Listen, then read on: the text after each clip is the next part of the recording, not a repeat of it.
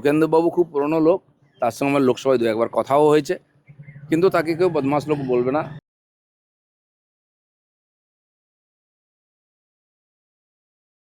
শ্রমিক ভট্টাচার্যের বিরুদ্ধে দলের একটা বড় অংশের নিচু তলার কর্মী সমর্থকদের ক্ষোভ বাড়ছে।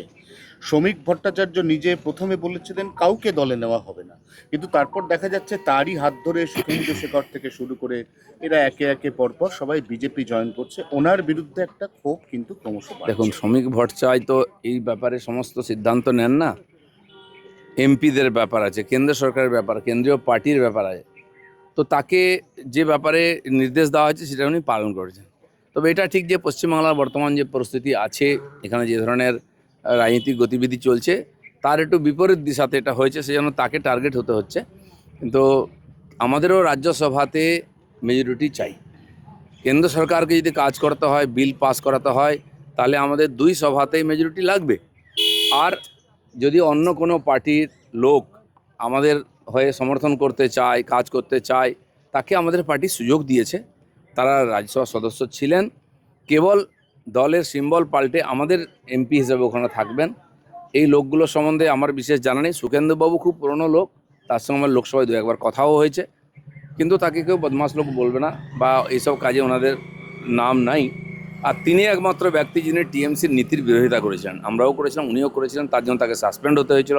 আরজি করে তিনি হৃদয়ের কথা বলেছিলেন, তার মেরুদণ্ড আছে। তো এই ধরনের লোককে যদি পার্টি জায়গা নেয়, সেটা কেন্দ্রীয় পার্টির সিদ্ধান্ত, সেজন্য তাকে সব ব্যাপারে শ্রমিকদাকে টার্গেট করতে হবে এরকম কোনো মানে নেই। আমরাও তো চাই যে শক্ত বিরোধী হোক, যে সরকারকে ঠিক পথে পরিচালিত করবে।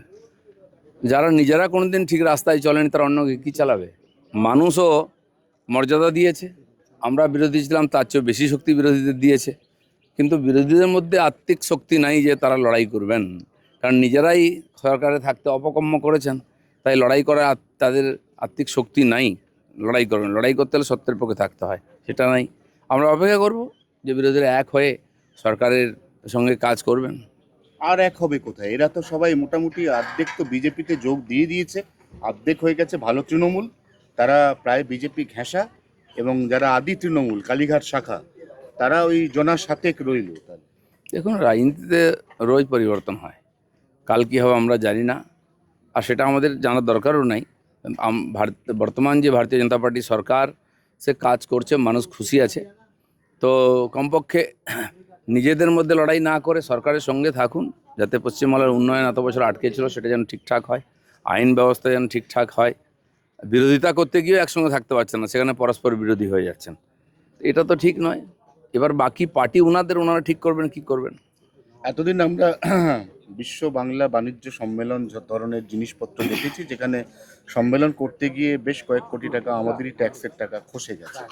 প্রকৃত 2 মাসের এই সরকার, তারা আজকে অন্তত 4টি বিনিয়োগ টানছে, এবং 2 মাসের যদি আমরা রিপোর্ট কার্ড দেখি, তাহলে ইতিমধ্যেই রাজ্যে অন্তত 8টি শিল্প এবং তার সঙ্গে 21টি অনুসারী শিল্প তারা রাজ্যে আসছে বা আসার ব্যাপারে আগ্রহ প্রকাশ করেছে।